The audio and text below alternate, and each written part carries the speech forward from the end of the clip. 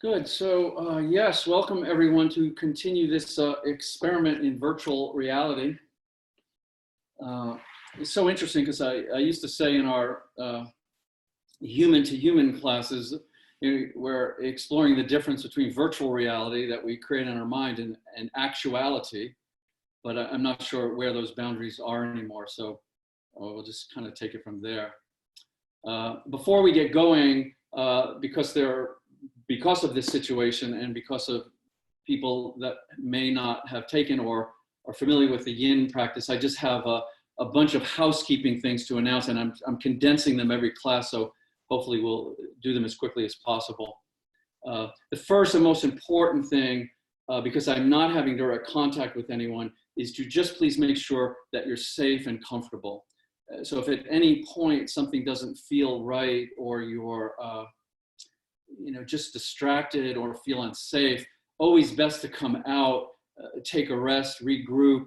I'll be demonstrating, a little more often so you can kind of see the shape of things and you want to modify or move back in. But since we are working with a spectrum of discomfort, it can sometimes be a little deceptive. Is this good for me or not? No one can answer that question for you except for yourself. And the same thing with injury. That spectrum of discomfort, with 0 being nothing's happening and 10 being you're going to combust any moment and burst into tears. Usually in yin, we try to hover around 4, 5, 6 if you have some experience. But when we have an injury, we want to invite the movement and the compression, but in a very sensitive way. So if something is feeling injured or chronic, take care of it. Maybe move away from it. Maybe don't stay in as long. And most importantly, to be patient with yourself. We're not trying to move through anything or manipulate the body particularly. We're trying to make contact and listen to it. So safe, very, very important. The other thing, Nena asked about the props. I have a bunch of blankets and pillows and towels here. I have our traditional props. I'll show how to use all of them so they start to work. But in addition to that, on the website that Louis created, there's a link if you'd like to buy these 2 basic props, which are what we use. They're lovely to have. They just make life easier. You can go to that link, and Ray is giving a 10% discount for us and free shipping. Also, if you don't feel like you're wanting to invest in these at this time, the donations that we're receiving, which have been very generous, we're using towards that purpose to buy props for anyone that is not ready to invest in them themselves. So please, that's also on the website where you can contact me and I'll have them shipped to you. And speaking of the donations, they're not being requested and they're not necessary. I really want people to feel they have free access to this class. But if you are inclined to donate, thank you very much. And we're going to keep donating them to the Bolster Fund, and then we'll find yoga schools that need some support. Suggested, if you haven't plugged your computer in, we do go for 2 hours. So you may run out of battery time. So maybe do that now if you would like. And I'm leaving the end of class a little loose because I have to make these announcements and hopefully we have the time. So if at any point you feel like you've had enough of this, just take a Shavasana, relax, and feel free to check out at any time. It won't disturb us. The power cord and class. And at the end, I will unmute everyone and open for questions and answers or comments. So if you would like to do that, feel free, but not necessary. And then I think I forgot one thing. Did I? Indeed, this is very important so we don't get disturbed. Oh no, I did. I locked the meeting. Okay, we're good. We're safe. We're safe from the hooligans. Yeah. And then I had an interesting question, and I can't emphasize enough how much I'm appreciating and learning from the feedback. So someone contacted me and said they were, that every time I was silent, they had to keep looking up to see if I was still here. Yeah. So I'm not running off for for a chai latte or anything, I'm incorporating that. The silence is really the medicine of this practice. So sometimes I chat a little bit more, sometimes a little less.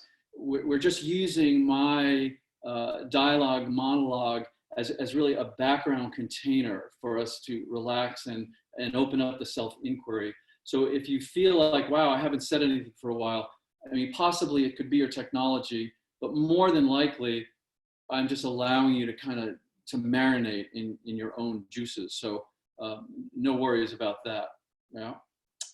Yeah, so I think that's everything. So let's just take a few moments and just sit quietly and just open and relax and hopefully, I'll talk about this a little bit more during the practice, but hopefully you are starting to receive the gifts from this this global discomfort that has been brought to us. Yes. So we work with a personal, physical, emotional discomfort in the fascia and the joints and the bones. And the practice is meant to allow us to receive the gifts of consciously contacting our discomfort. But I would assume that there is a ripple now of an understanding and a recognition that we have an opportunity to receive great gifts from this collective discomfort. So let us just open with a few moments of gratitude for this very powerful and humbling teacher of discomfort.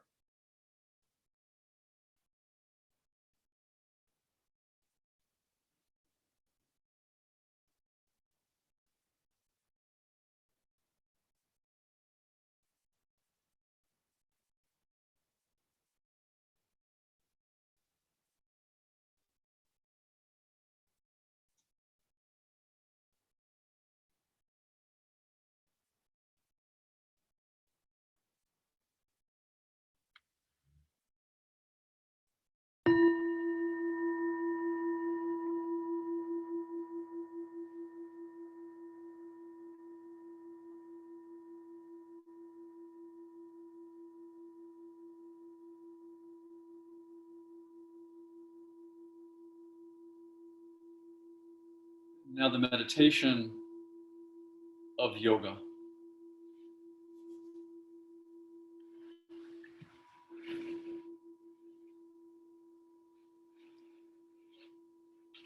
So let's begin by taking out your small bolster, if you have one.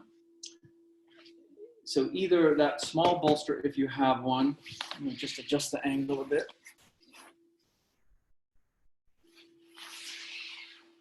Oh yeah, better. So the small bolster or a blanket to sort of replicate this shape and height. So if I had my blanket here, I might do something like that. Yeah, so pretty good there. And then if you have just simply a towel, the same thing. So we're just trying to have the bolsters always providing an element of support, but also an element of compression to allow the unwinding process to take place of the restrictions. So yeah, just you get the idea. So I have a towel, a blanket, or a small bolster. Yeah. And then what we're simply going to do, we're going to actually begin with a bedtime story. But I want to get set up on this bolster. So where we're going to place it is pretty mid-back, yeah? So don't be way up onto the shoulders and don't be anywhere near the lumbar area, yeah? So keep your feet on the floor and just support yourself coming down and just settle onto whatever you're using, yeah? And because it has some softness to it, you could be on the shoulder blades, that's absolutely fine, or you could be a little below it.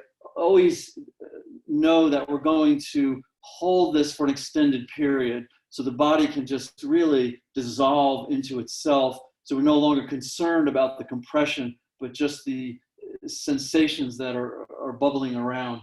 So head comes back. If you need a little something for your head, always do that. Try not to bring the head up so much that the chin tucks down. This will disturb the natural curve of the upper spine. So just allow the head to come back and be relaxed. Keep the chin up a bit. The arms can just relax to the side. The legs can relax out. So except for this isolated bit of compression, we're pretty relaxed in the rest of the body.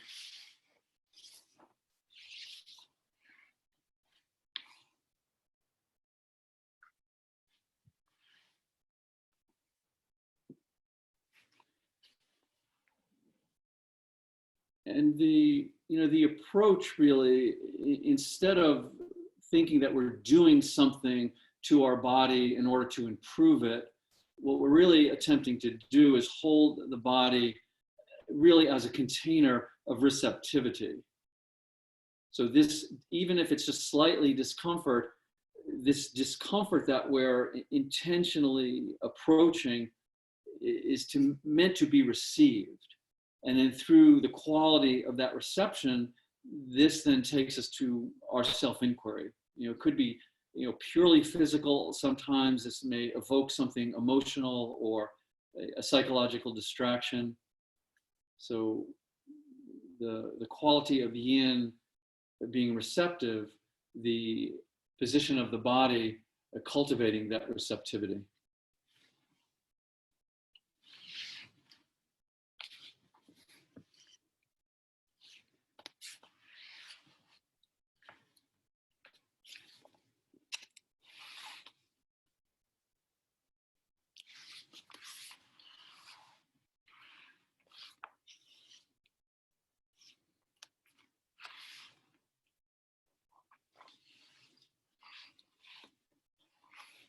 So just in general, just check in. How are you feeling? Is the breath feel a bit restricted? Is there any tension in the flow of the breath? Can you relax your rib cage? Can you relax your lungs?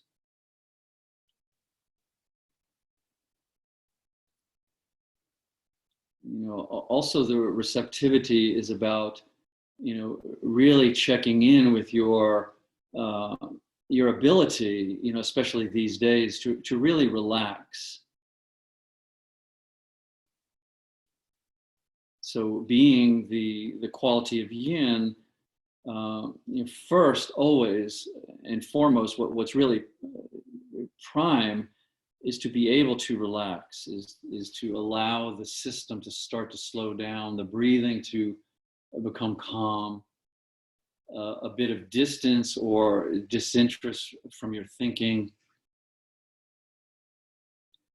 and just an acceptance, acceptance of being in this moment, in this body, in this world, and just allowing it to be.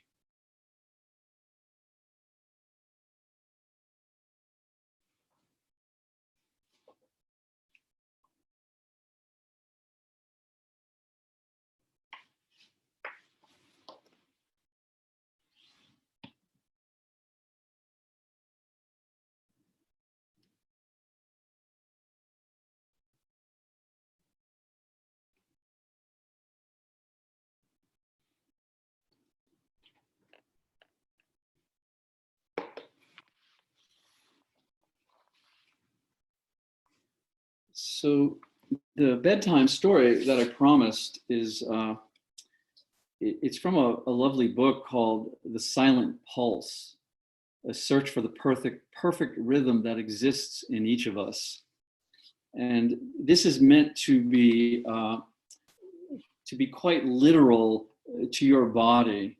So as you're continuing to relax and to just, feel this compression weaving its way into your body, allow yourself to just creatively visualize that you are literally taking this journey.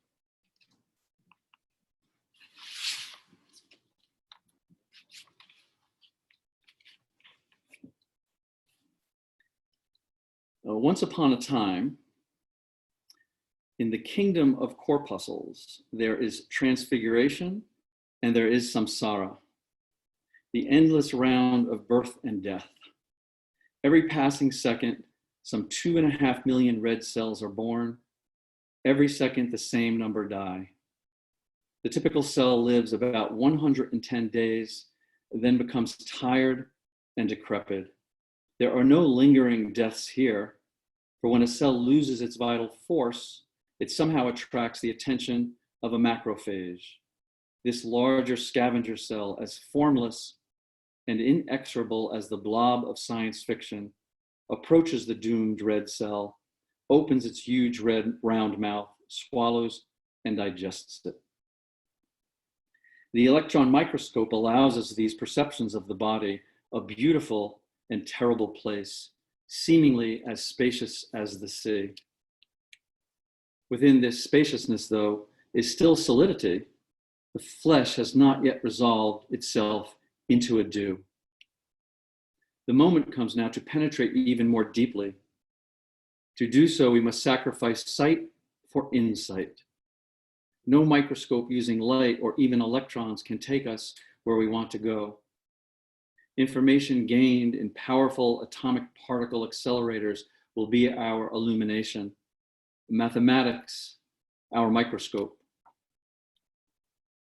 The power of the rational mind will provide the magnification we need on our quest.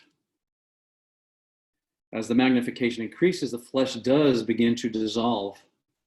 Muscle fiber now takes on a fully crystalline aspect. We can see that it is made of long spiral molecules in orderly array. And all these molecules are swaying like wheat in the wind, connected with one another and held in place by invisible waves that pulse many trillions of times a second. What are the molecules made of? As we move closer, we see atoms, tiny shadowy balls dancing around their fixed locations in the molecules, sometimes changing position with their partners in perfect rhythm. And now we focus on one of the atoms. Its interior is lightly veiled by a cloud of electrons. We come closer, increasing the magnification. The shell dissolves, and we go on inside to find nothing. Somewhere within the emptiness we know is a nucleus. We can scan the space, and there it is, a tiny dot. At last, we have discovered something hard and solid, a reference point.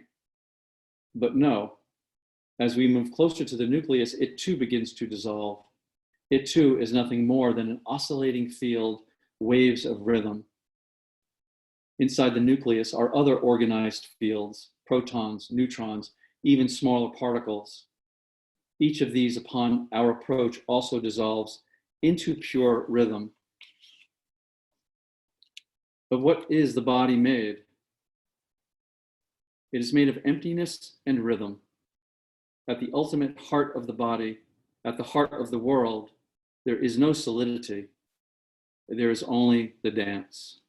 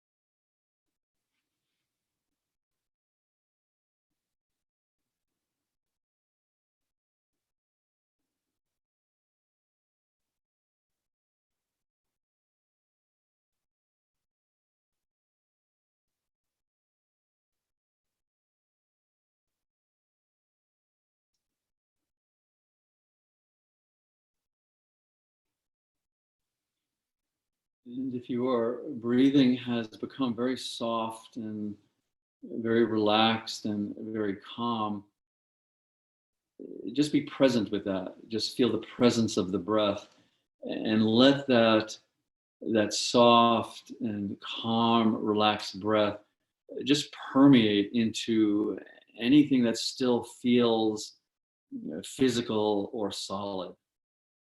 So certainly the rhythm of this dance is the breath mingling and intertwining and merging with this apparent physicality.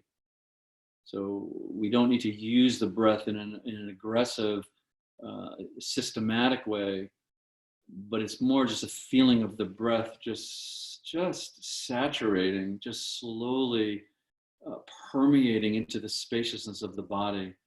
This is the dance.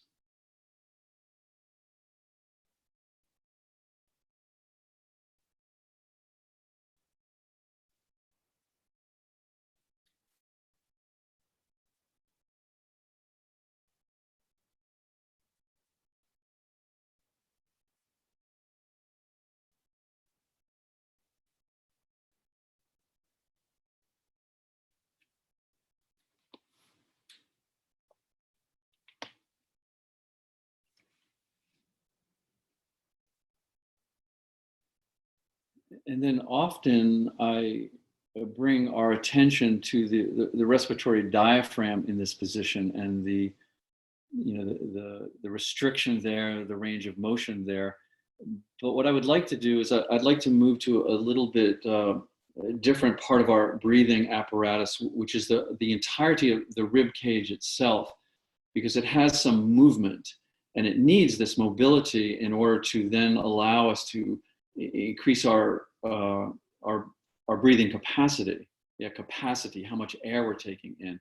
So this certainly is always working in conjunction with the respiratory diaphragm.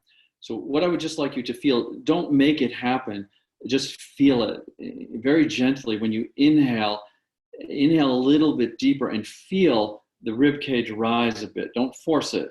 Just sometimes it's almost imperceptible. And the exhale, let it relax back down.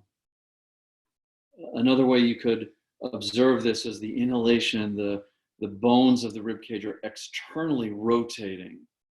Same with the shoulders and the clavicles. And on the exhalation, they're going back to their place of rest. So just do this just to make contact with this. The more we can start to loosen up, become aware of the complexity of our breathing mechanisms, the more then we can start to breathe more deeply. Coordinate the respiratory system with the circulatory system, with the pulsation of the heart.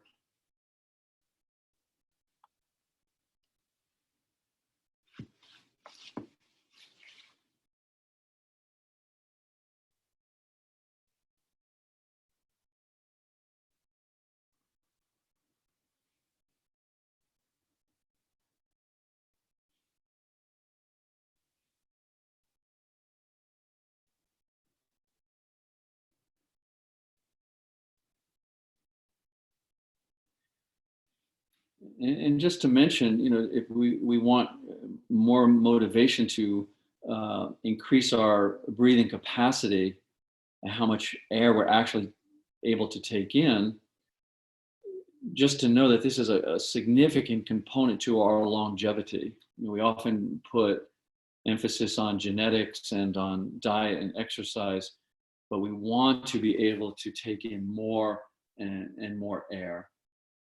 And so from our yin approach, we bring intelligence to the exhalation. We bring presence to the exhalation. Because the more we can exhale, the more air we can let out, the more air we can let in. And just like all the other places we work in the body, this is structural. So we don't want to force it. And we want to explore it with as much respect and patience as possible. So we just get to know our breath, really breath by breath.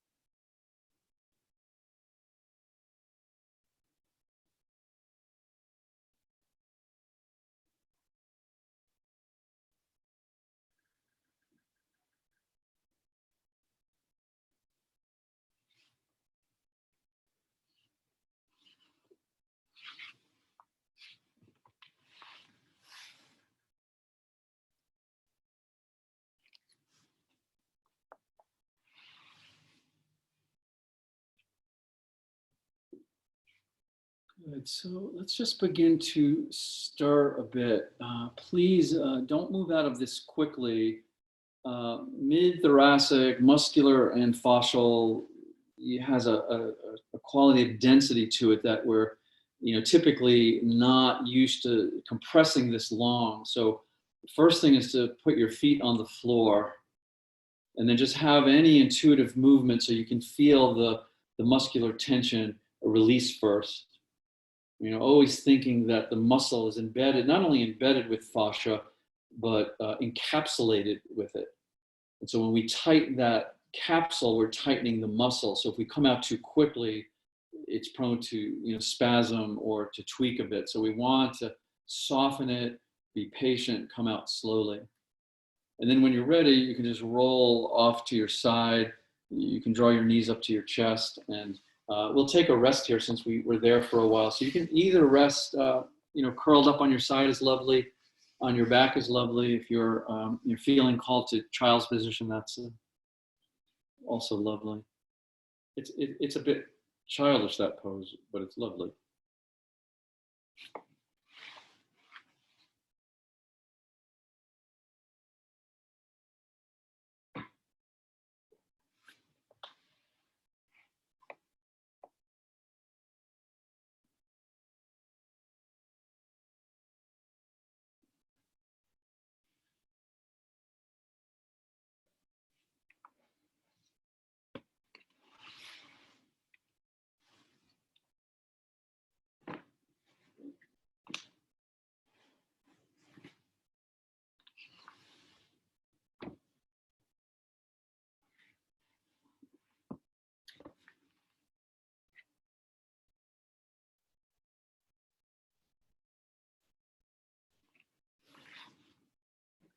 And then if you are in a fetal position or in child's position, let's just come lying flat on your back so we just can unlock all the joints now and just let the chi just flow freely. And this is part of what in just any sort of exploration of fascial resistance we tend to call unwinding. So the compression, the contraction into the contraction of the tight area, and then the release gives the strands and the layers and the fibers of the fascia a chance to start to realign and soften and also to rehydrate a bit.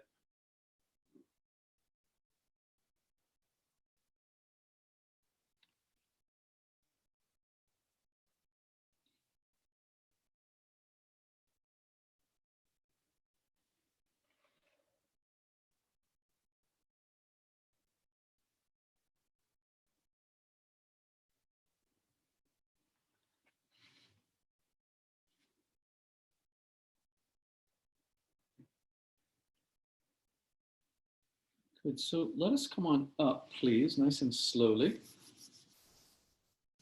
And so again, we're going to use a bolster to begin, and I'll show you an easy alternative. I'll show that first. So we're going to use if you have the large bolster, we're going to use the larger bolster. If not, I've made this nice combination between a pillow and I rolled up a blanket. So what we're going to do is we're going to do a butterfly pose supported. So taking as much compression out of the hips and the knees to isolate this into the lumbar spine. So this actually works great. This is just supporting my femurs, knees are nice and relaxed. So it's really replicating the bolster, yeah? So and like I was saying, the more that I experiment with these, I really can't tell the difference. So just be creative. If you have the bolster, yes. If you don't have the bolster, any combination. I mean, even if I got one of my bigger pillows, if you didn't have the blanket with it, this would work just as fine as well. This is really just for support when we're not providing compression. Yeah. So once you've set up, what we're going to do, I'm turning this way because the important aspect of this is the difference between lengthening our spine into a forward bend, which would be appropriate in a more muscular practice. It would activate the intrinsic muscles of the lower back. But in this practice, we want to soften and unengage the muscles as much as possible. So the compression that we're creating with the torso allows it to weave into these fascial threads that I'm talking about. So just come forward to whatever your capacity is. Oftentimes we'll suggest, some forward bolstering if you need to relax your arms, if you need to just settle in and not go too deeply too quickly. But again, just finding a depth, a relationship to discomfort that's appropriate for you, where the aesthetic of the pose is meaningless. As a matter of fact, the moment we edge into an aesthetic in our minds, it's really no longer yoga. We're just trying to place the body in the position that's suggested, and it's just a suggestion, to get feedback. And then how we begin to explore, experience, listen, learn from that feedback, that is our yoga.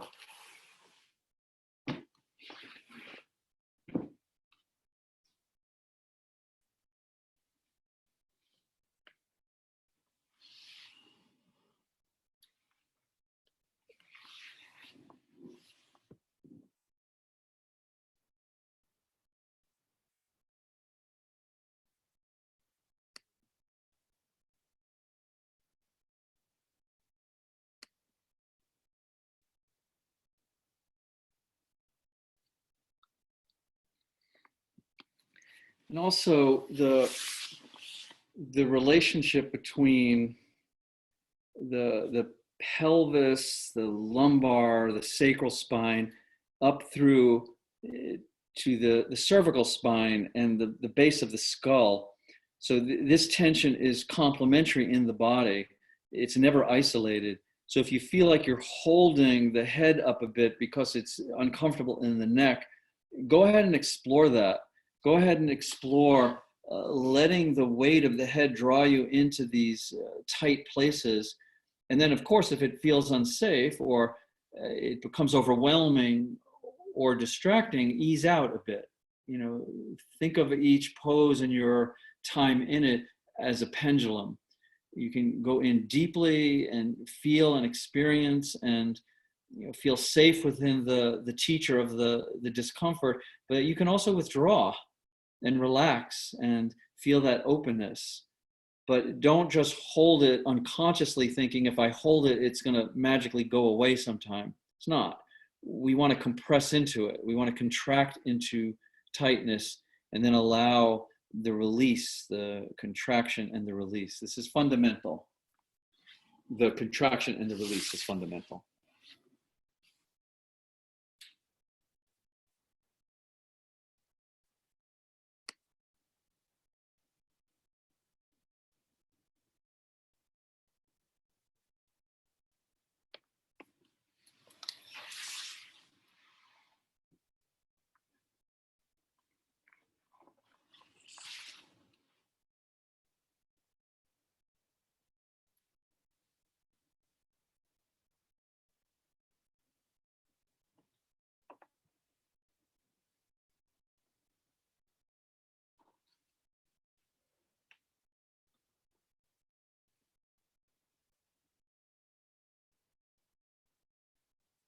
Just as I was suggesting earlier, to let your breath slowly and slowly seep into your apparently physical body, the same thing with your concentration or your awareness or your thoughts.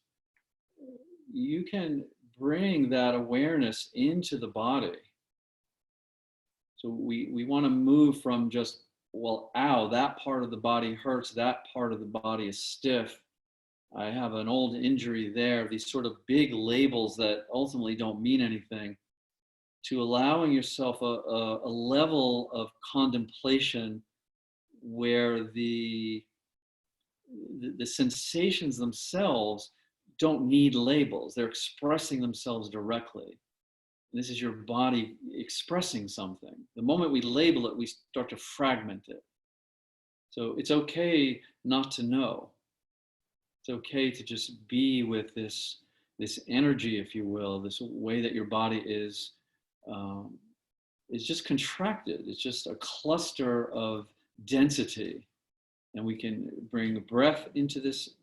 We can bring the creative visualization into this, and we can just soften into it.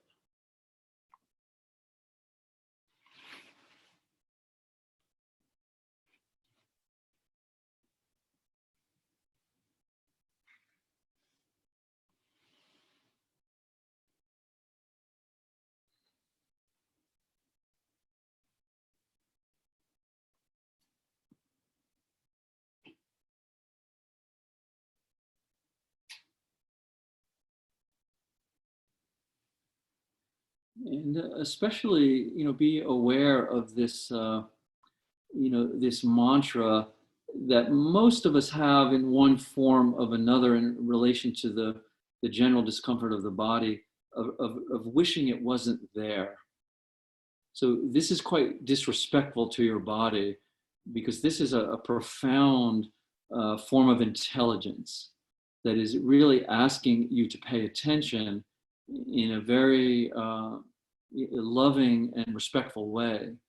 And sometimes it's very unconscious. I mean, we understand it because it doesn't feel good, so we just want it to go away. So the inquiry is, well, no, you're there for a reason. Can I just sit with you?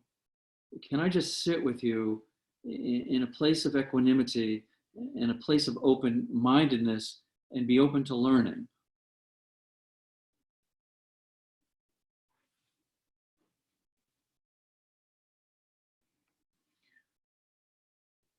Good. So let's come on up now, please.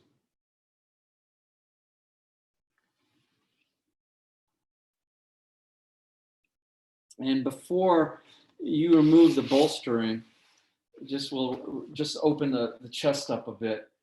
Just bring the hands behind the back and interlock the fingers. And if you're able to straighten the elbows a bit, just straighten the elbows a bit, and just start to bring the hands up. Just to you'll feel this upper body respond. You can actually gently press the lumbar forward a bit if you'd like to stretch that out. You can let the head rotate a bit gently, but see if you can maintain the compression by keeping the arms up a bit, just to whatever obviously your capacity is. Just lovely to dip into the shoulders here a bit. Any tension in the upper spine.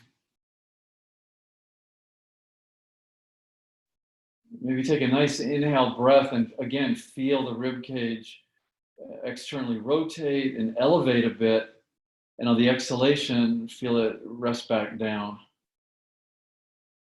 And then let's release the arms. And let's keep the soles of the feet together. And we'll come into the same forward bend. So now obviously we've added the elements of the knees and the hips. If you're feeling way out of alignment here, sometimes the hips are going to do this for you, or there's pain that feels unsafe or dangerous, then take one of your blankets or pillows and you can always prop up under the thigh here. So again, the bolstering is used sometimes to create the compression, sometimes just to support to take less compression, and sometimes for both. So with or without support under the thighs or the knees, again, we want to round the spine and just gently enter back into the same forward bend we were in.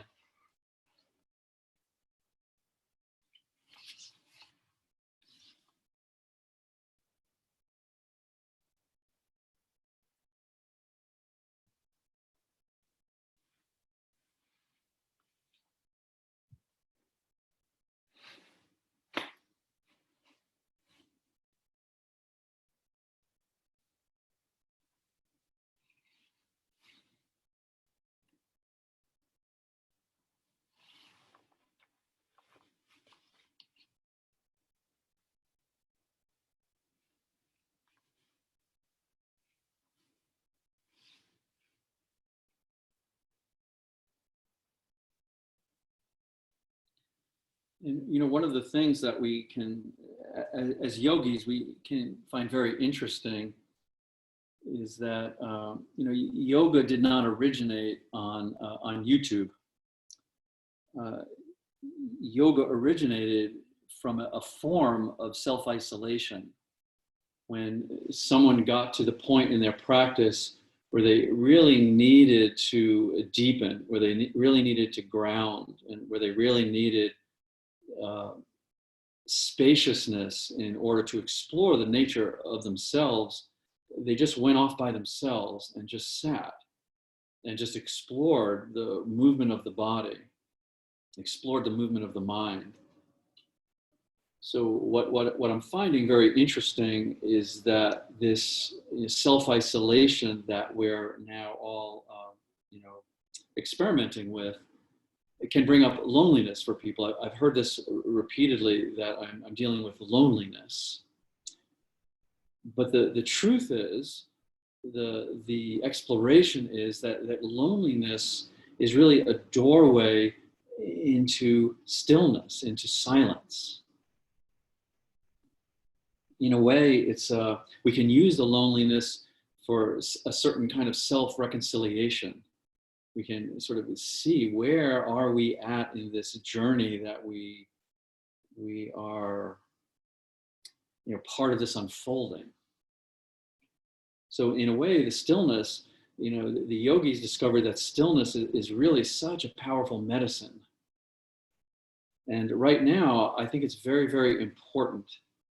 It's very important for us to be able to cultivate stillness, cultivate silence, not have to label it as an inconvenience or a form of loneliness that is making us, challenging our self-image. But in a way, we can just use loneliness to watch the unfolding of our life. And whatever our practices are, it doesn't matter what our practices are, we can deepen them. We can observe them. That this is our life.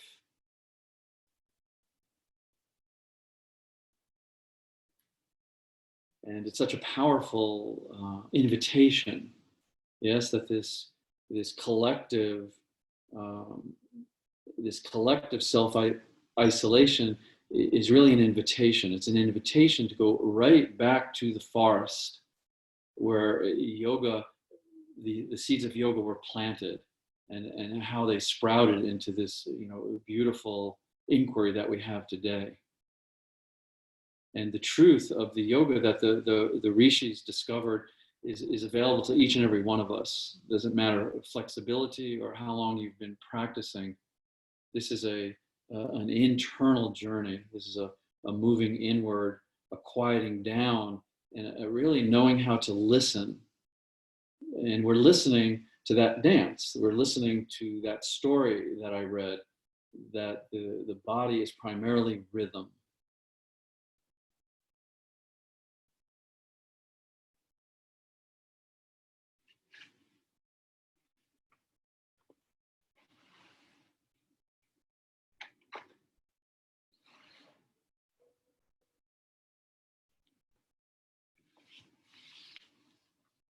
Good, so let us come up from here, please.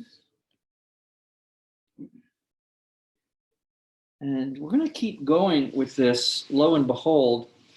And what we're going to simply do, first, we're just going to relax the legs out.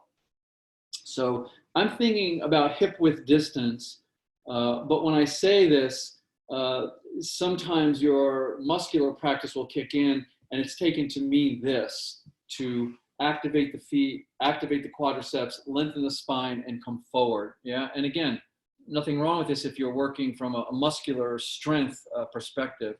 So what we want to explore is hip width can mean a lot of different things for different people, depending on the relationship between the hip socket and the head of the femur. So that angle, well, should be, can't really do it. You know what I mean? The legs want to relax, the hips want to relax, the feet want to relax. So when we bring this body weight forward, we're bringing that weight, that compression, into something that's relaxed. So your choice to do it with no support. If you would like to slip something, I just rolled up my blanket. under the knees at about hip width like this, nice and relaxed. This will give you a little different relationship between any tightness in your hamstrings and any tightness in those muscles of the lower back. And again, the forward bend, same as we did before, it's a relaxed lower back, just to kind of sink into it and kind of feel your way in. But remember, it doesn't matter how deep you're going. We're not interested in an aesthetic. We're really interested in this rhythmic vibration of your body.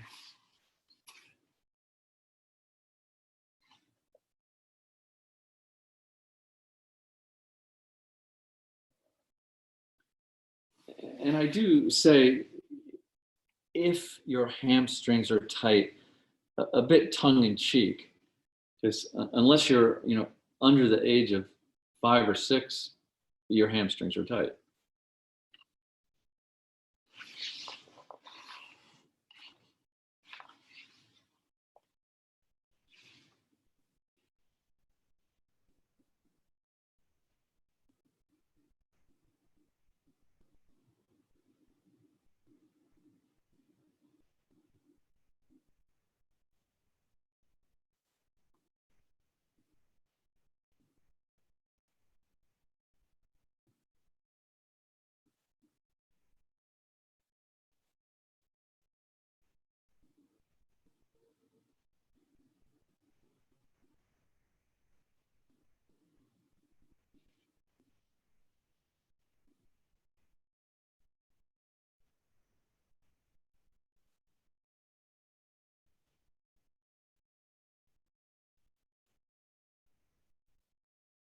And certainly, we can do what I'm suggesting with really any emotion.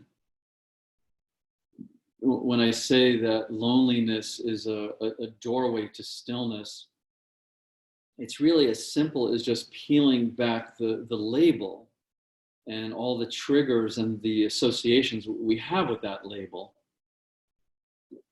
and just feel it. Just feel it directly as energy, as movement. And this, like I'm suggesting, can be an opening into just a very simple, profound medicine of stillness.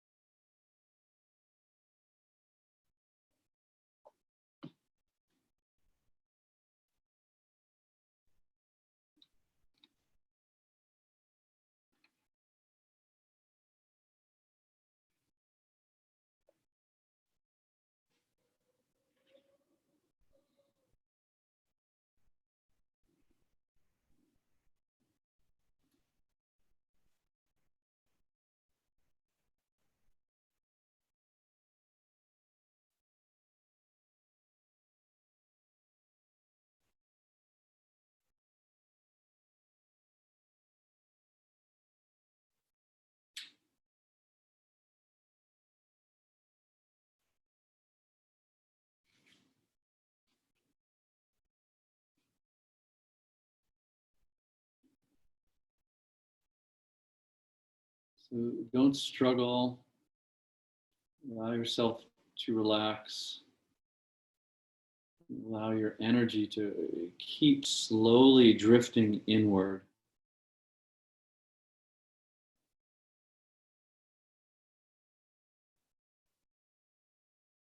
Allow your energy to continue to slowly drift inward.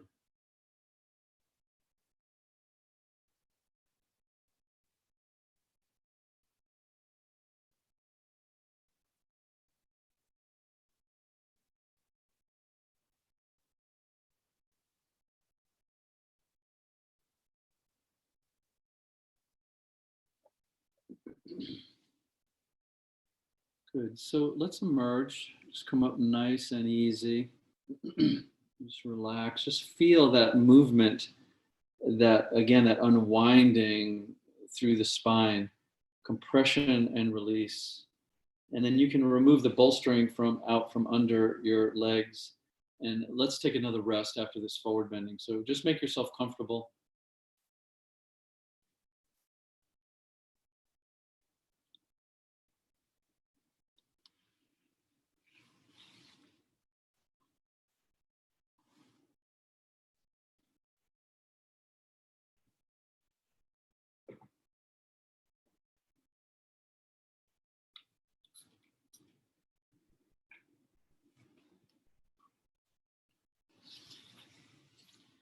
and also that's a bit of, what I was suggesting when I said earlier that the gifts are beginning to emerge from this collective discomfort, because I think a lot of us are starting to see that loneliness is a label, is a doorway, and being able to explore creativity around this.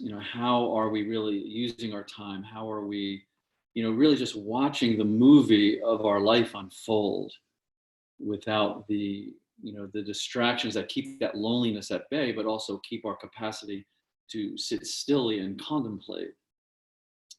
So it's a lovely, it's a lovely time, I believe, to to hold space for ourselves in order to explore any kind of discomfort that's abounding.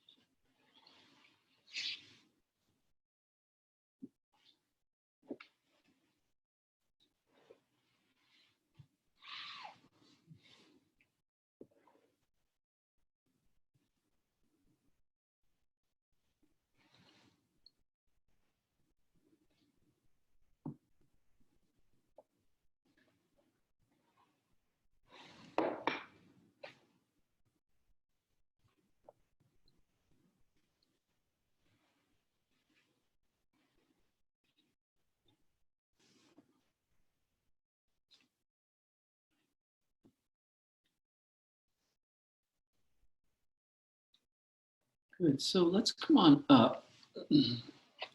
And what I've done is I've gone ahead and set up this this next thing without the use of the bolsters, but I will show you the bolsters as well. And what I would like you to understand is that this area here, so you notice I'm putting this end towards the floor, not like this, yeah? So it's part way, because what I would like you to realize is that this right here is the lumbar curve back here. So you'll be sitting here, and this is going to form into your lumbar curve. So obviously, depending on the length of the lower torso, the compression, the tension, the pain, whatever you're holding back there, these heights will be different, yeah? So this is the basic configuration though. A roll this way, yeah? So a roll that's going from hip to hip, horizontal, and then a roll vertical this way. And what I'm doing is I'm sitting on the floor, and I'm tucking it in so it doesn't slide. Feet are on the floor just to keep stability in the lower spine. And then you're just feeling that, like, oh, right, if I'm staying here, I feel this. This is conforming to my lumbar area. Then coming back over it, depending on how long your towel is, like my neck is a little pinchy. So I'm taking another blanket and I'm putting it under my head like this. Then, if this is good, if this is a little too much, unroll. If it's good, let the legs relax out. Yes. So this is a fairly compressive lumbar contraction. So the way that we would do it with the small bolsters, we would still use a blanket rolled up like this. And then we would take that small bolster and the same thing, we're only putting this end towards the floor, and this is the lumbar curve right here. Typically the head should go here, so you might not need that extra blanket, but the same thing, we'll sit on the floor, not on the bolster, hold the whole contraption in, feet on the floor, lower to the forearms, elbows, check in, wiggle a bit, okay, yes or no, and then bring the upper body back. Once the upper body is secure, stable on the bolstering, then and only then let the legs relax out. And also, remember this initial intensity, this is not what we're interested in. We're not really stretching. We're not interested in flexibility here. We're interested in long therapeutic compression. So if it's a little bit too much and you're like, I don't know, always unroll. So it's just appropriate and just right. So you could stay here, for a long time. When is Easter? You could stay in this pose till Easter, maybe.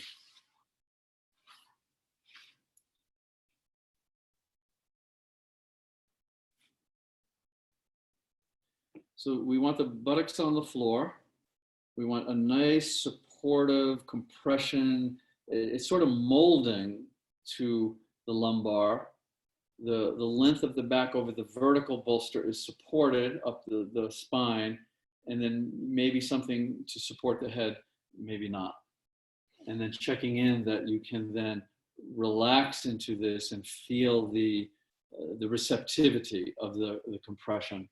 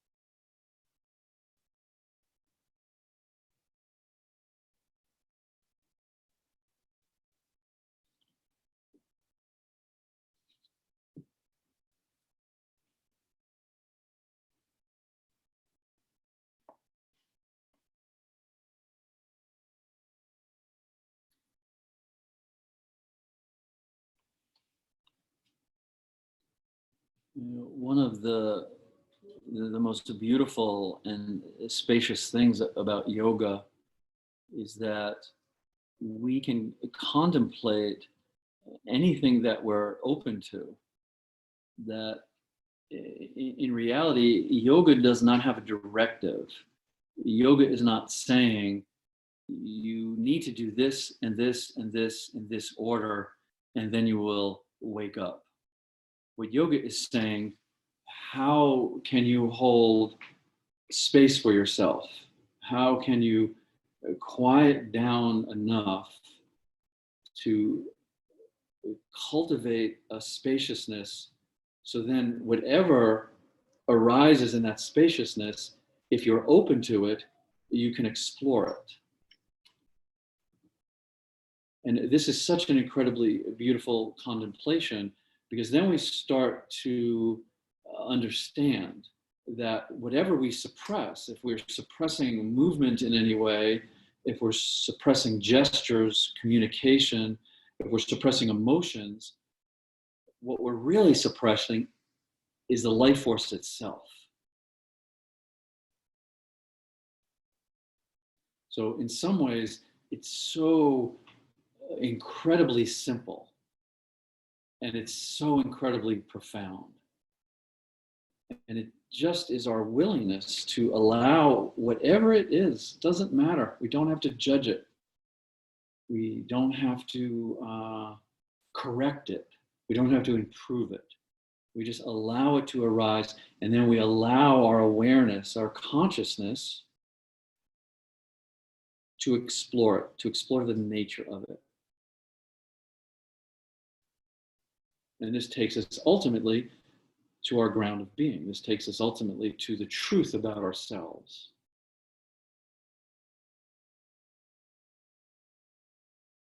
So enjoy this freedom, enjoy this spaciousness. There's no directive. You're just allowing the container of the body, the container of the mind, the container of the heart to be open and safe and spacious. And then what arises within, we just observe, we just explore. This is our self-inquiry. This is our yoga.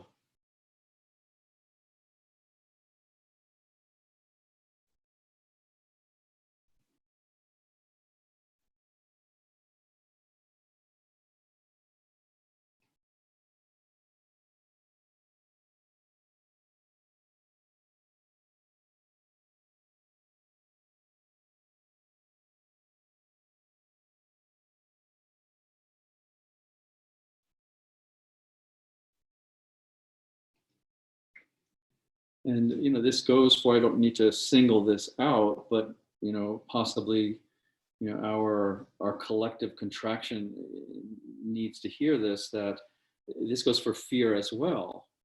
Because fear is very, very elusive. Fear at its fundamental is just energy. And then when it spirals up into a concept, a thought, a habit of the mind, it becomes something else. So allow your spaciousness to have enough room for this energy to appear, but be willing to really observe it, to really observe, is this a habit? Is this a pattern? Is this an unconscious holding pattern in relation to this thing called fear? Or can I saturate my awareness? Can I allow my awareness to move into the energy of it? Not suppress it, but explore it.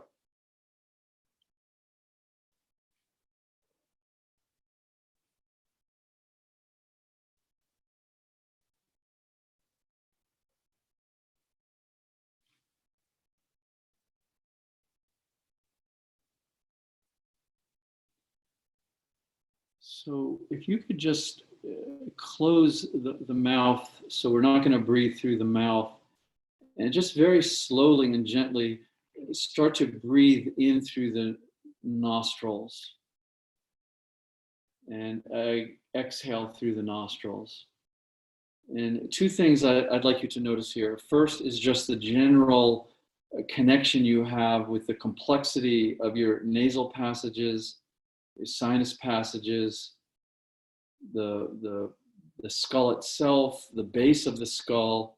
When you breathe in, just a presence of connection on the inhale, a relaxation on the exhale. And I'd also just like you to explore, if you're able, this, for some of you will be subtle, some of us not so subtle, that when we breathe in, is one nostril taking in more air than the other? Yeah, so for the most part, in general, Western medicine wants us to have both nostrils open freely to breathe. A lot of our yoga direction says that they're going to open and close periodically.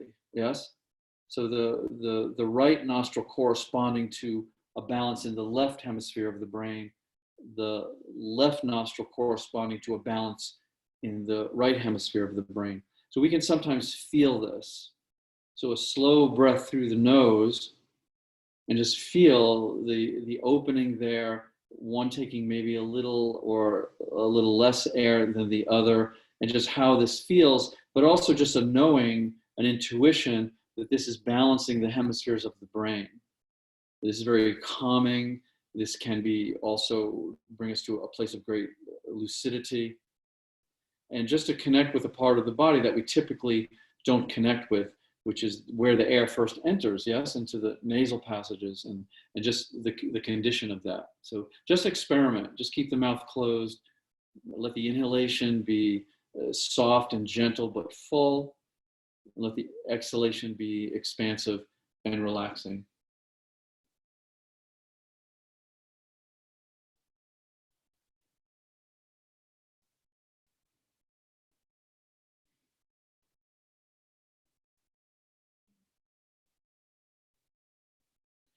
And also just in general, if you're visualizing, just right behind your face, behind your eyes, optic nerves, all of this tingling, all of the superficial fascia that's holding your features, and this mask of your personality in place, just let the breath soften that a bit.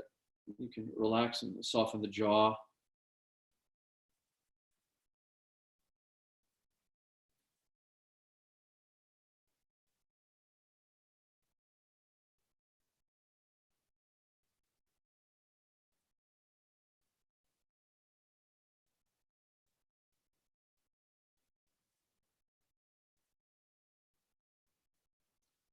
And then let's put the feet on the floor. And again, just as when we were in the thoracic spine, this has been extensive here. So just start to have some gentle movement and make sure that muscular tension is released as much as possible.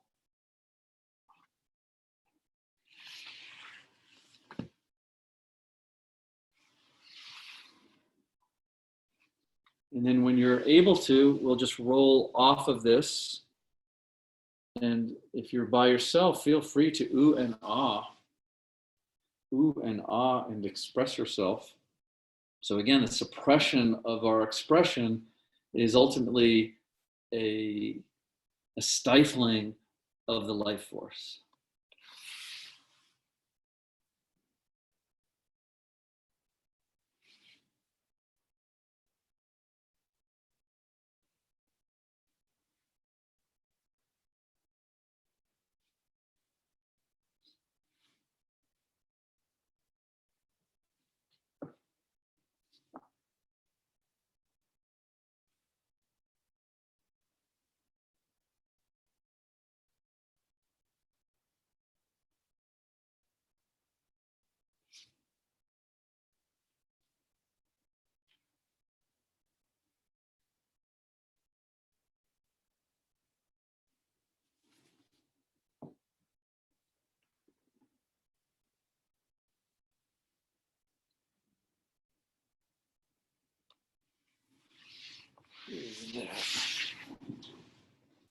Sitting up. Who is that sitting up?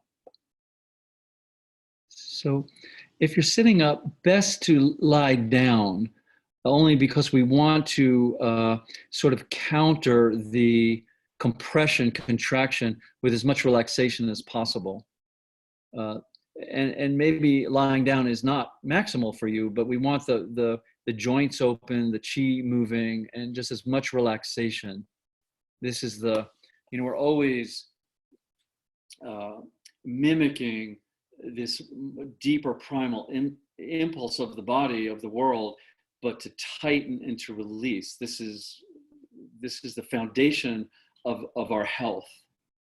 And when we come out of balance, it's when we're in one swing of the pendulum too long. Too much expansion? No. Too much contraction? No. So we want to feel, just as our cells are contracting and expanding, we want to feel that as the flow. That's the rhythm that I was reading about. So we can't have rhythm, we can't have vibration without contraction and expansion. We can have music without contraction and expansion. And so we compress, we contract, we exaggerate that, we explore where these blockages might be of our energy, but then we want to release that and explore how that feels when it starts to move through the body a little bit more freely.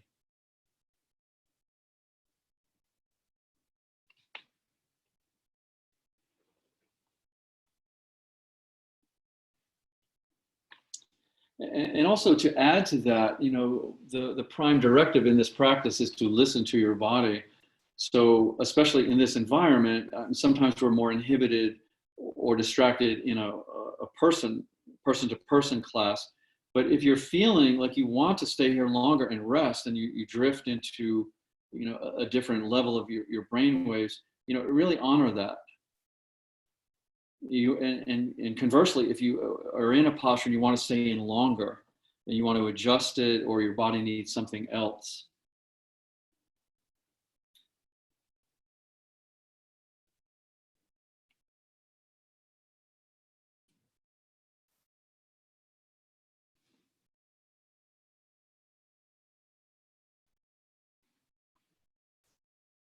So let's come on up, if you will, please. But I've run into kind of a technical problem here, because this next blanket that I want to use, there's a kitty on it. So that's Venus Lou. But Venus Lou is really a master at Shavasana. So he just took what I said very literally. And he's like, no, I'm going to just stay here for the rest of this class and probably longer. So it does break my heart to grab that towel from him, but I'm going to do it. Because he's very forgiving, because he understands that I have a thumb and a forefinger, and I can open the cat food cans. If it wasn't for that, I'm not sure where his loyalty would begin and end. So let's see if I can just gently, can I have this? Oh, thank you. Here, I'll give you this one. Okay, so let's get back to our, what were we doing, cat, cow? No, that's the cat. And I don't have a cow, so we'll just do the next thing. Okay, so let me see, grimacing, is it painful grimacing or my humor grimacing? Just get something near your head. I didn't really have to use this towel, but I just wanted to mess with my kitty. And what we're gonna do is we're gonna come onto the forearms. Yeah, I hope you have a good view here. So you're lying on your belly, on your forearms, with the elbows under the shoulders. But this doesn't make that much difference, because we won't be here that long. We're going to come into shoulder compression. So some of you have done this before. It's quite lovely, especially after about 3 or 4 minutes. So the best way to get into this is, let's stay on the right forearm. Yep. And we'll take the left hand arm and slip it under that right armpit. Yeah. So the tendency here when we come down is to lean onto the left side. So this doesn't allow the compression of the right side of the body to press. So what I'm suggesting is to allow the right shoulder and the right hip to come back towards the right.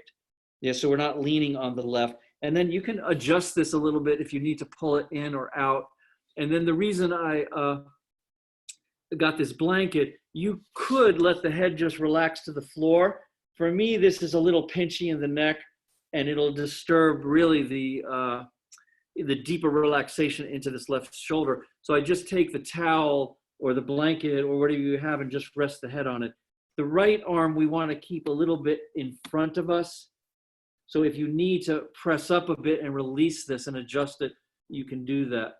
So we have the left arm under the right arm, where letting the right shoulder and the right hip roll back as flat as possible, but that's individual to you.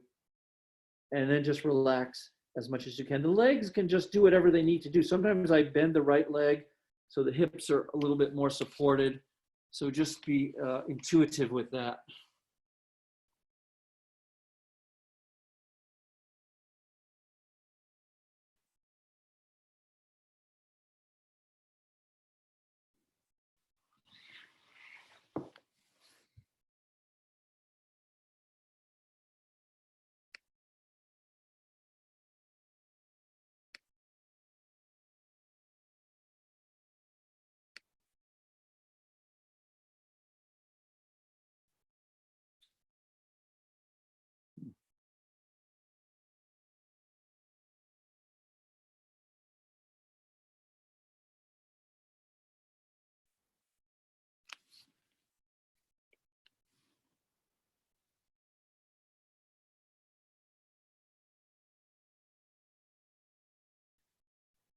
So that's good to do it that way, Ronnie.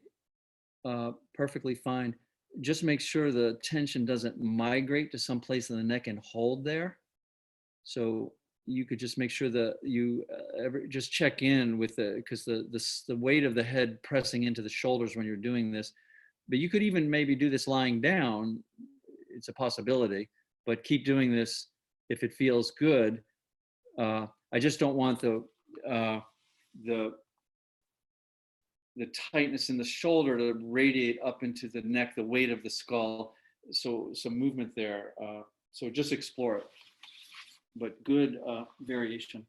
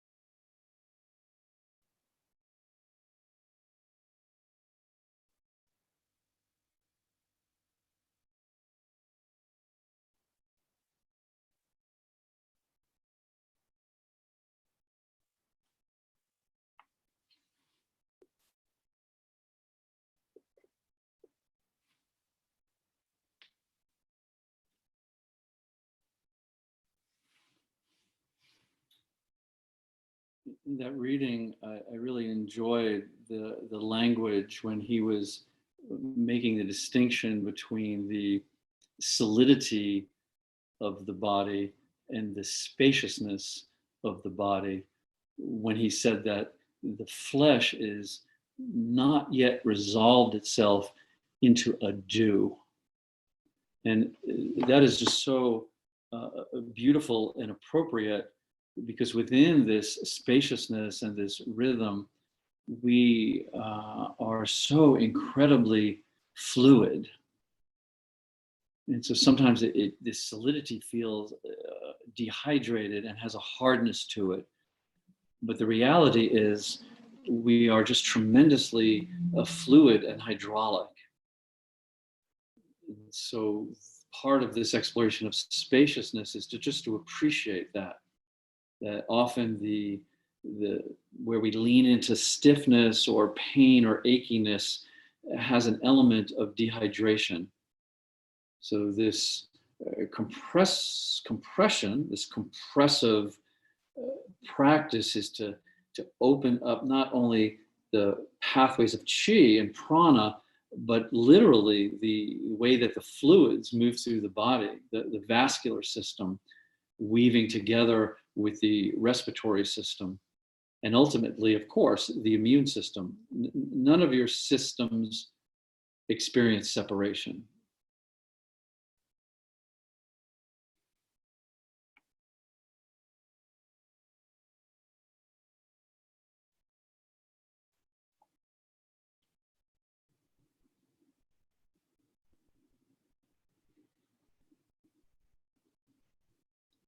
See if you can just gently relax your jaw. And just trust that any kind of tingling is very natural. If it's just that tingling when something falls asleep, that's really what's happening. We're just restricting the blood flow for a bit, and not long enough to be harmful. If the tingling is ever, sharp or electric or burning, then we want to explore that. But just this general sort of tingling, this is actually therapeutic.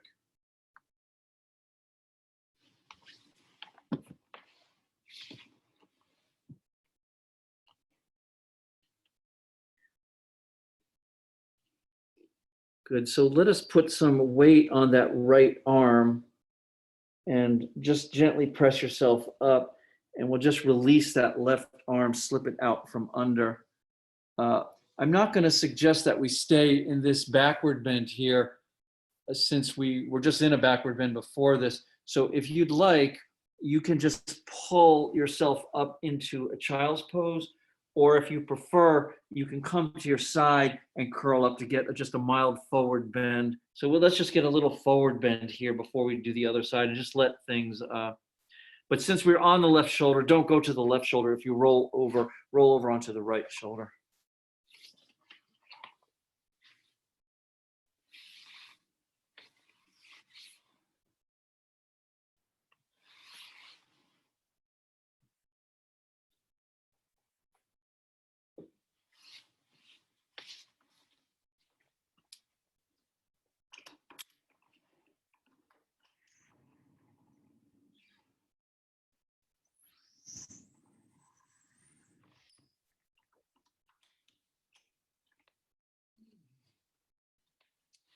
Okay, good. So let's come on up then, either out of your child or out of your fetal, and we'll come back to let's come back to this position on the forearms. And so just very simply, we'll just do the other side. So from here, we're going to maintain support with this left. Take the right arm, bring it under, and relax down onto that right shoulder. So what I like to do is, once I get partially way down, I like to sort of see if I need to wiggle or adjust or pull or lengthen the arm. And then again, we're going to try to let the left shoulder roll back. It won't come all the way down. Something under the head if needed. Left arm will stay a little bit in front of you for support, and the legs just however relaxed they can be, with hopefully the left hip down so you can just settle in.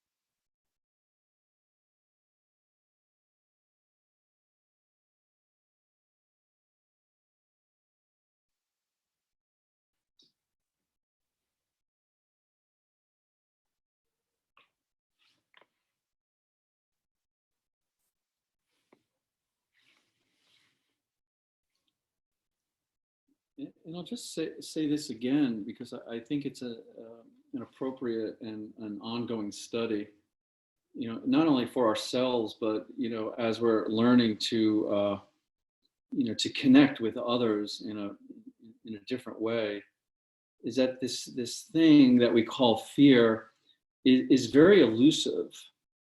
And like I was saying earlier, we're not trying to discriminate in our practice, in our yoga, in our container of our physical entity. We're wanting this discomfort to arise. And so what we're exploring is, can we allow something like fear to arise and just explore it as energy? Be able to get enough space, enough distance, enough perspective, whatever it is, enough stillness to see that it's energy, and to see that it can be restrictive energy.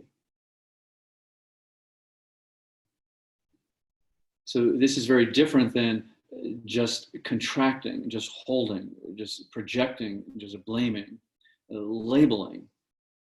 So the name of the energy, the form of the energy, at some level we begin to lose interest, but just start to explore this movement, this vibration.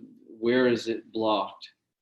Where is it congested? Where is it this density forming in the body, forming in the mind? And then do we just immediately label it, define it, hold it, try to get rid of it? Or are we able to sit with this energy? Are we able to allow this sort of internal fire of discomfort to allow us to connect with it?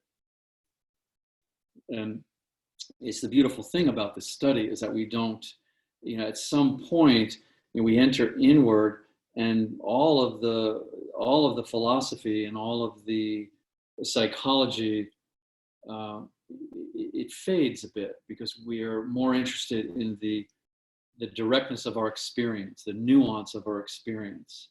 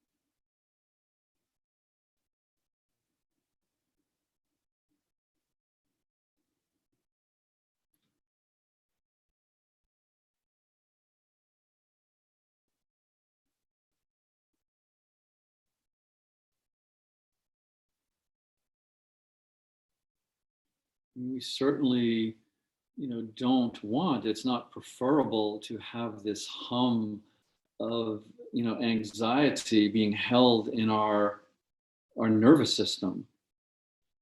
So the exploration is very worthy. It's far beyond just trying to become more flexible. It's far beyond just an element of self-improvement, that we're exploring the entire system, the entire organism, in its beauty and its mystery and its complexity. So to use direct feedback as our teacher, this is important and this is profound.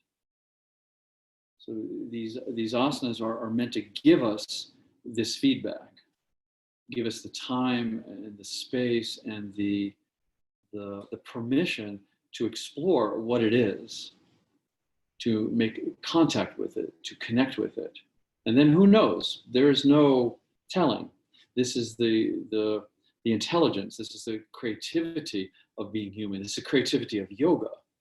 And at some point, our life just becomes an art where you don't need a lot more information or time or knowledge, but we settle into wisdom. And then that wisdom expresses itself in just a variety of creative ways. That's the beautiful thing about consciousness, is each one of us is a portal to our own unique way of expression and creativity. But we want the system flowing and open and free. We don't just want to stay contracted. Good. So let's come on out. You can press up on that arm out front, slip the other arm out from under, and just find a restful position. We'll rest in any way that feels just right for you.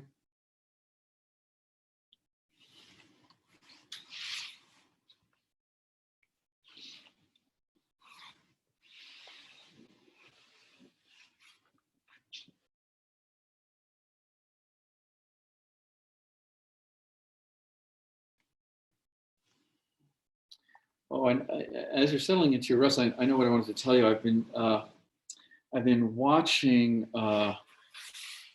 Professor Donald Hoffman. I don't know if any of you are familiar with him. I'm not necessarily recommending him unless you just want to, kind of bend your mind a little bit. His study is very beautiful. He's a neuroscientist, fundamentally, a physicist, and what he's really trying to do, it's really interesting the more that I watch him, he's trying to take the truth of the Upanishads and put them into mathematical equations. Yeah, I think his theories are quite brilliant. His interface between Advaita and yoga and science is quite brilliant if you can stay with him and understand him. But anyway, I was watching him, watching some of his lectures, and he used this phrase. He said, what I'm really interested in is the quantum properties of microtubules. And I was like, there it is. Because when he's saying microtubules, this is the building blocks of the fascia. This is the building blocks of the collagen and elastin fibers that weave into fascia. The fascia weaves into ligament, into tendon, into cartilage, into bone. So what he's saying is that these microtubules that eventually come into these larger structures have quantum properties. And this is what he's interested in understanding, this overlap between physicality and consciousness. And it's just beautiful. It's just an incredible study.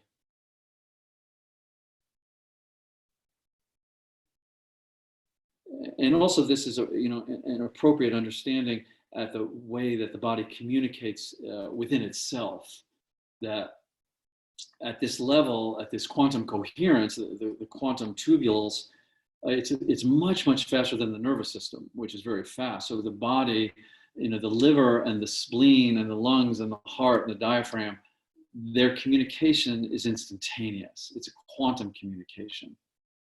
So this whole vibration of your system is connected, it's communicating, it's always moving towards harmony and balance.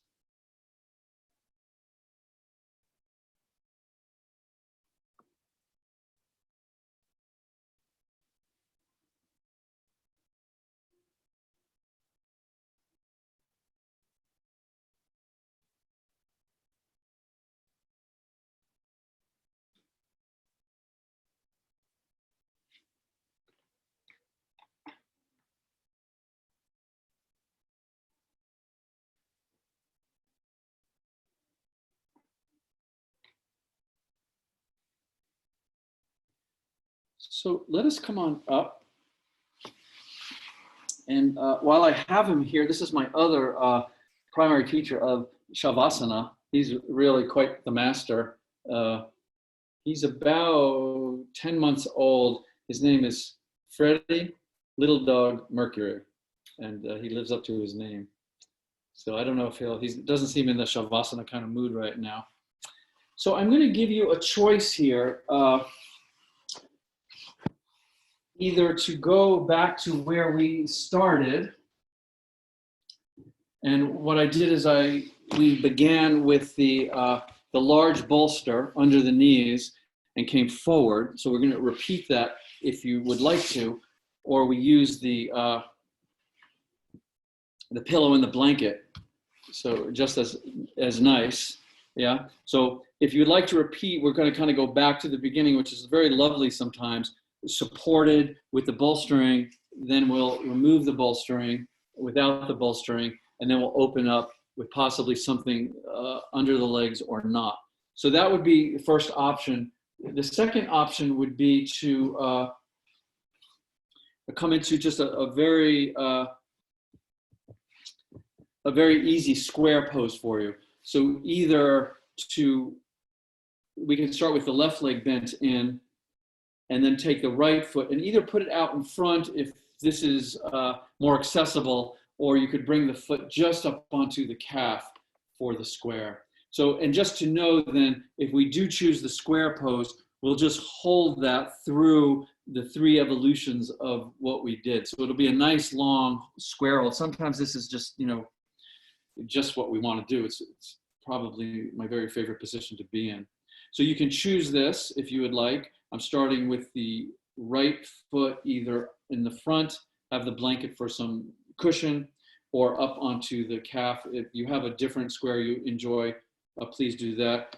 Or some configuration of bolster to begin under the knee with the soles of the feet together. And then what I'll do is I'll call time to then remove this and then go into the third part. But if you're in the square pose, feel free to just stay there. If you'd like to come out and stretch your legs and you need to, that will be fine. So whichever configuration you chose, let's just start to come forward. Again, with that nice, relaxed, soft lower back, as much awareness of the relationship between the weight of the skull and the upper spine, the neck and the shoulders, and we'll just settle in.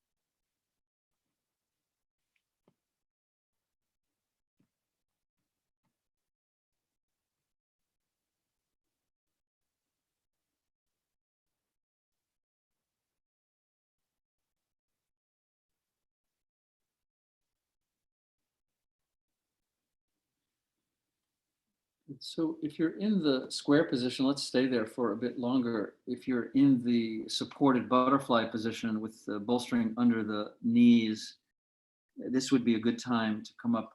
Unless you're in an interesting place and you want to stay supported, I do understand it's a lovely way to really, melt into the lower back. It's certainly your choice. But if you'd like to remove that bolster, this would be a good time, and then it will just sink back into the forward bend.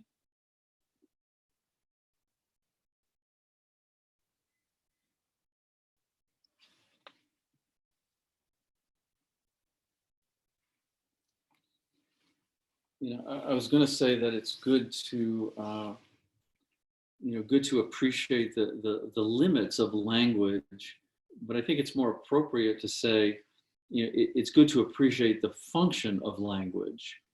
That language is basically our way of creating symbols, and so we have this, a very symbolic world that allows us to function and to communicate and to be creative.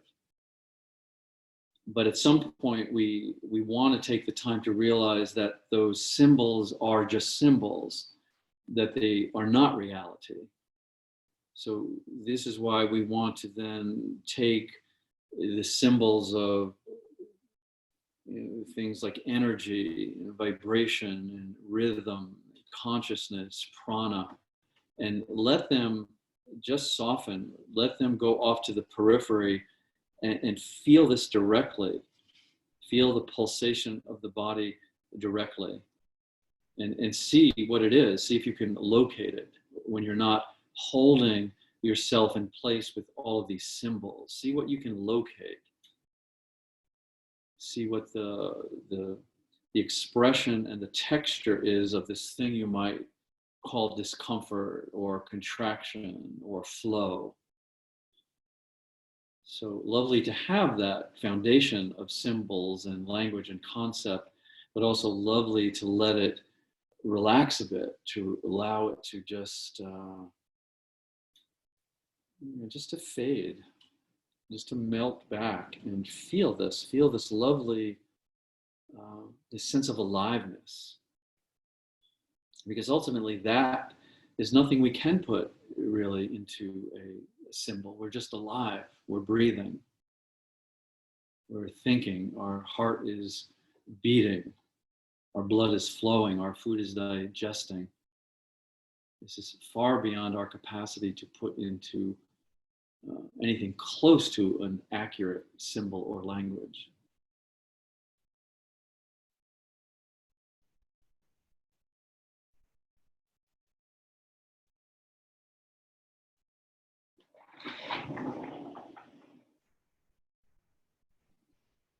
So if you, at this point, if you're in the square position and you want to stay with the right leg forward or on top, feel free to do that. If you'd like to switch to the other leg, it's completely your choice. It doesn't really matter much either way because we're not so interested in symmetry or being linear. So if you'd like to come up, switch up the square, please do. If you are having the soles of the feet together, let's also come up. And let's straighten out the legs. And this time I'm going to ask you to just go a little bit wider than the hip width. So we did the first time the hip width with some support, but we won't use the support. And we'll just open them, not quite your full capacity unless this is good and loose for the hips, but just enough so you can start to come into your forward bends. Yeah, just relax into it. This is where the bolsters would be more for support than for compression, so you can rest on them if you need to.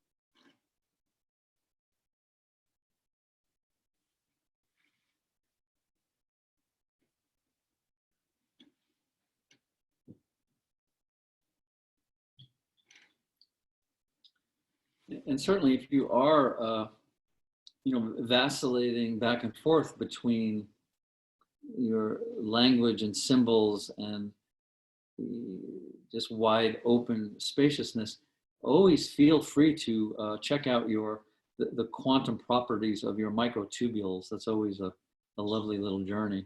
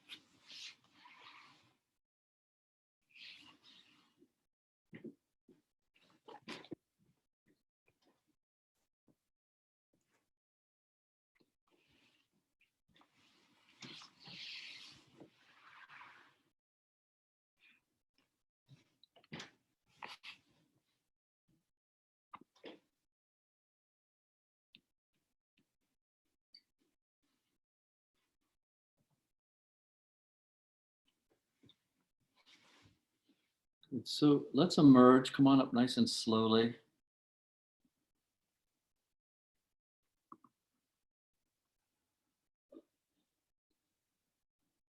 So we're going to come into final Shavasana now, and feel free to just any comfortable configuration that you would like. Although I'm going to suggest, because we have a lot of, if you have pillows and things around, to look at this edifice that I built. I'm going to suggest to maybe bring the legs a little higher than usual, even higher than just the bolster. What this tends to do is it tends to let the psoas relax. If we bring it up, this is pretty common in a restorative practice. So what I'm doing is I'm just putting the legs a little higher, than I normally would, to let this area of the body relax. And then I've also made a little roll here, not too big, to put under the back of my neck, just to have the cervical spine supported as well. And I'm tucked way into this too, so I'm nice and close. My buttocks is close to the pillows, and I have 2 pillows and a bolster. So this is just not only the hips and the pelvis, but like I said, it can help to relax and release the psoas. It's just a suggestion. If you'd like to just lay with the legs out, feel free to do that.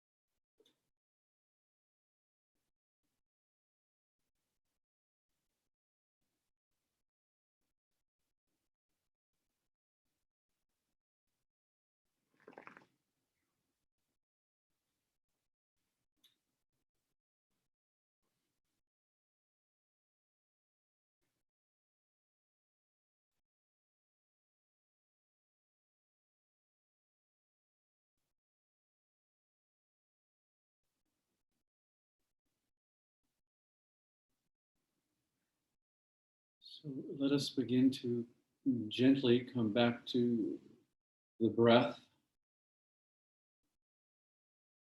And the breath as presence.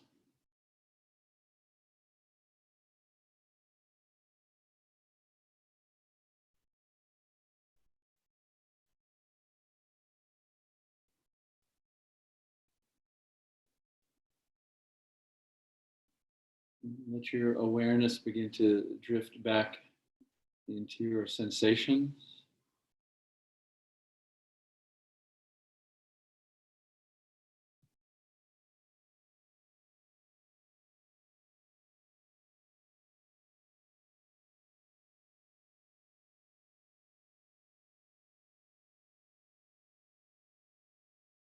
And just let your body have any intuitive, slow, gentle movement.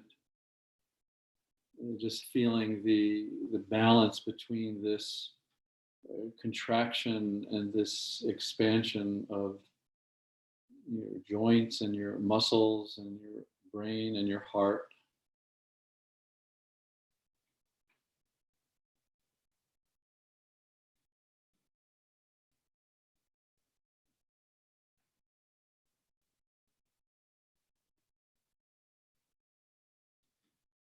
And when you're ready, if you could roll onto your left side and bring your knees up, we'll take a moment here.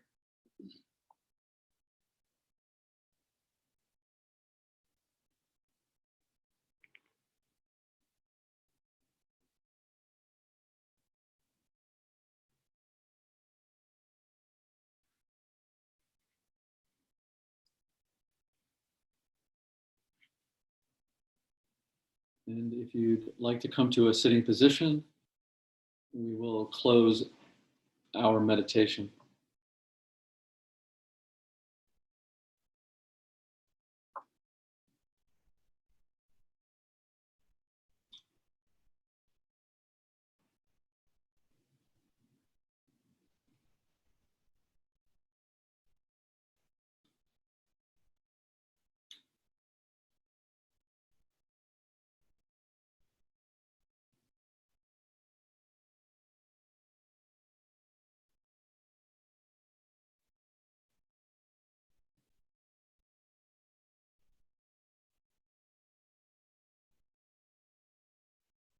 I searched for myself and found only God. I searched for God and found only myself.